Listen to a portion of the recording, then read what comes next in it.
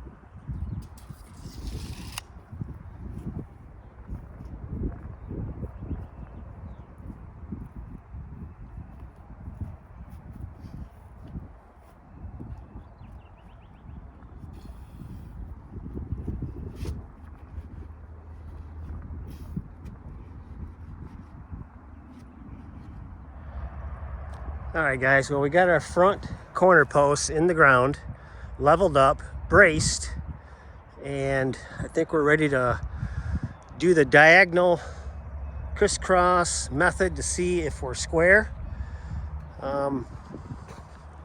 Just eyeballing it, it looks good. But you guys know how that goes. I think everything looks good and straight. And looking down this back wall,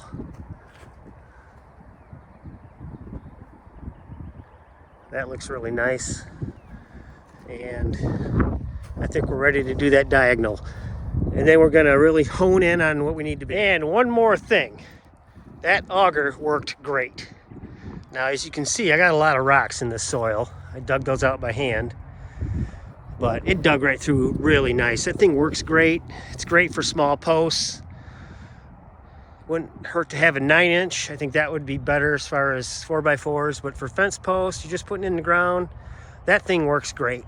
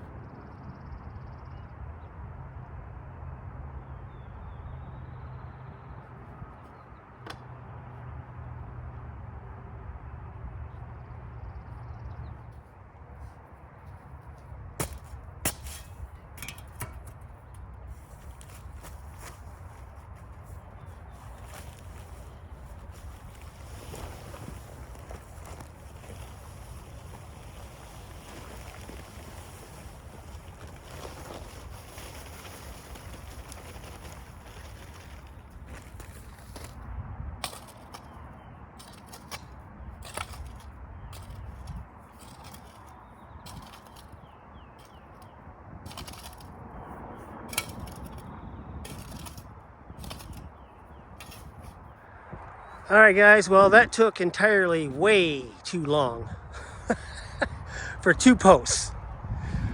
But it's back and forth measurements and yeah, tweaking, measuring again, moving, measuring again, leveling, and you know, I think batter boards is the way to go. Definitely with my next shed or garage or whatever is going to be batter boards.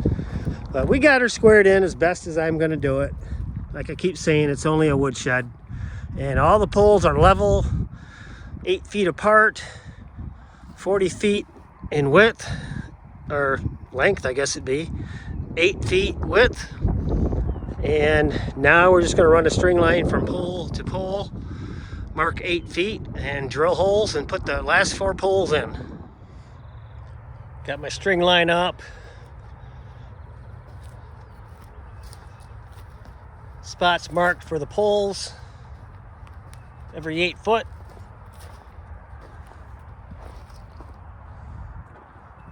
Let's get going.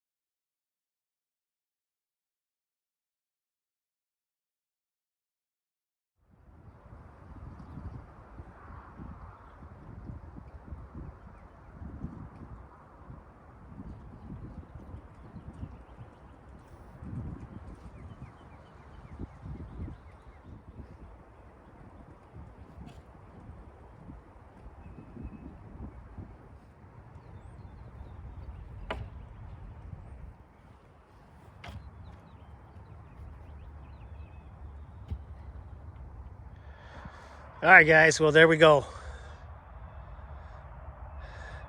The hard part is done.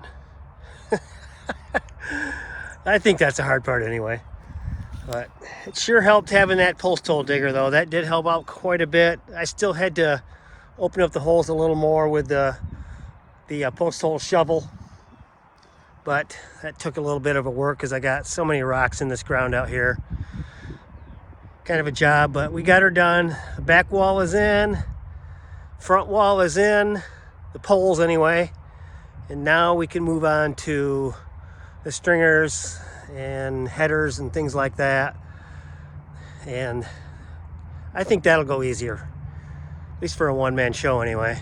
I can use a tractor if I need to lift things up, and I got some clamps and whatnot to lock things down for screwing them in and whatnot, but I think we're good for now. Yeah, I'm pretty pleased with the way this is turning out. I'm pretty happy. And I am by no means a carpenter, so I'm pretty pleased with the progress. It's turning out nice. And man, it sure was a nice day out here working. Beautiful weather. Much better than the other day when I was fussing with the wind. That was not fun trying to set poles in that 30-mile-an-hour wind. But today was beautiful. And now we can start focusing on trusses and or rafters, I guess you'd say, the sidewalls, the stringers, and start thinking about how I'm going to do that. But I think I'm going to take a little break from it for now and let that concrete set up a little better and just kind of jot some things down on paper on how I want to finish this off. But I think that's going to do it for today, guys. Hopefully you're enjoying this little shed build, and we'll be showing some more for sure. So hang with me, guys. All right, please subscribe, give me a like, and leave a comment if you would, guys. All right, have a good one.